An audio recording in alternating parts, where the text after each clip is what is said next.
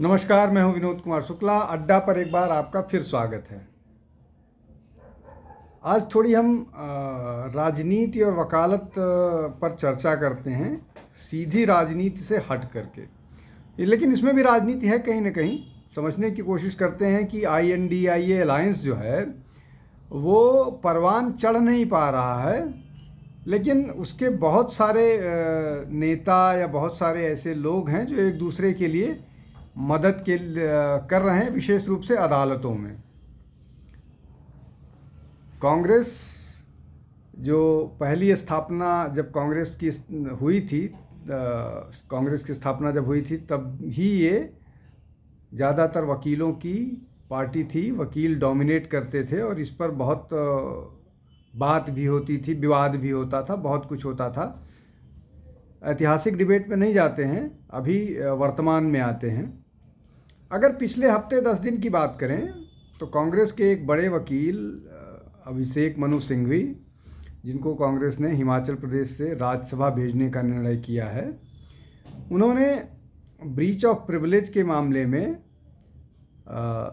Waste Bengal के chief secretary और DGP, जिनको सुकंता मजुमदार की कंप्लेंट पर प्रिविलेज कमेटी के सामने हाजिर होना था, उससे सुप्रीम कोर्ट के माध्यम से मुक्ति दिलाई।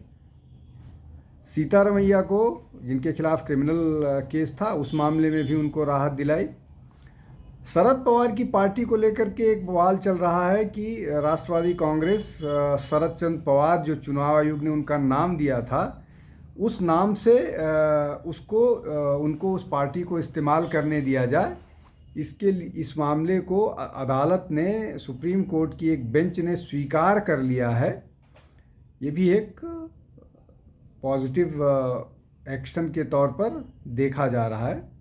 चौथा महत्वपूर्ण जो कामयाबी हासिल हुई है वो आम आदमी पार्टी के मेयर को चंडीगढ़ में, उनको आम आदमी पार्टी का मेयर अब चंडीगढ़ में होगा। इसके लिए सुप्रीम कोर्ट का जो वर्डिक्ट आया है उसके लिए भी अभिषेक मनु सिंघवी ने आर्ग्यू किया था अदालत में।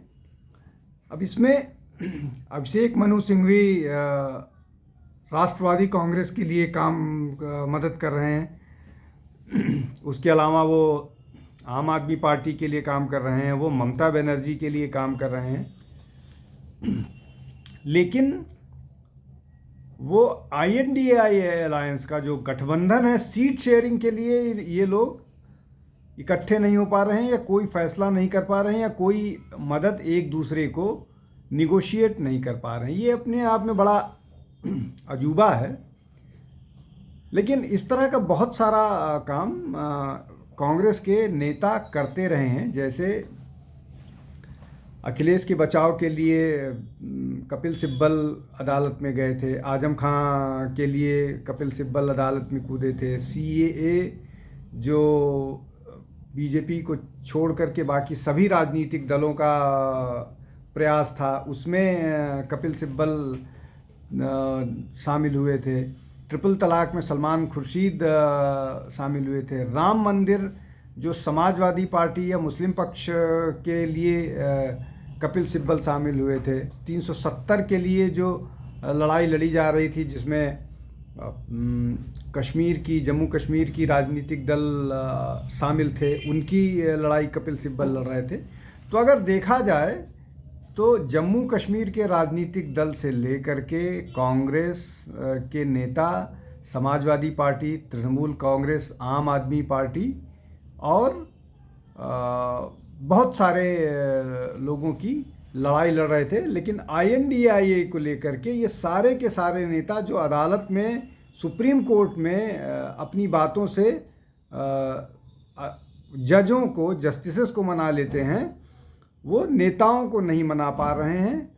और INDIA अलायंस जो है वो लगातार फेल हो रहा है। तो क्या इसमें इनका अलायंस से ज़्यादा व्यक्तिगत इंटरेस्ट होता है, या बड़े नेता इनकी बात मानने के लिए नहीं तैयार होते हैं, या ये सिर्फ लीगल रिस्पॉन्सिबिलिटी के नाम पर और पैसे जो अपनी फ़ीस होती है वहाँ तक सीमित रहते हैं। इनका कोई राजनीतिक इंटरेस्ट जब आप एक दूसरे से बात करते हैं तो नहीं रहता है। ये बहुत सारे ऐसे मसले हैं जहाँ देख कर के लगता है कि कांग्रेस के जो वकील हैं वो अपने जो पॉलिटिकल उनका एम्बिशन है, उस एम्बिशन के पीछे शायद उनका प्रोफेशनल इनकम बढ़ाना या प्रोफेशनल अचीवमेंट्स और पैसा ज़्यादा मैटर करता है, बावजूद इसके कि एक सोशल कॉज, चाहे आप कांग्रेस के आइडियोलॉजी के हिसाब से सहमत हों असहमत हों, समाजवादी पार्टी के विचारों से सहमत हों असहमत हों, लेकिन वो एक डेमोक्रेटिक सिस्टम का हिस्सा है और वो डेमोक्रेटिक एक्सरसाइज में पार्ट करते हैं।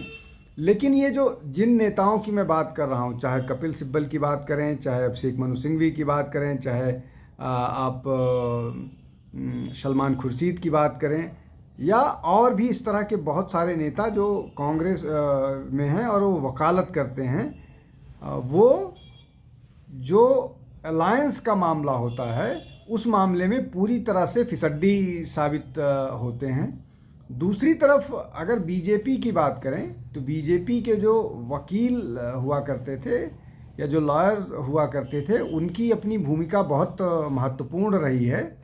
चाहे उसमें आप अरुण जेटली की बात कर लें, चाहे अभी भूपेंद्र यादव की बात कर लें, या रविशंकर प्रसाद की बात कर लें, या सुषमा स्वराज की बात कर लें, ये लोग पार्टी को आइडियोलॉजिकल लेवल पर भी कंट्रीब्यूट करते थे।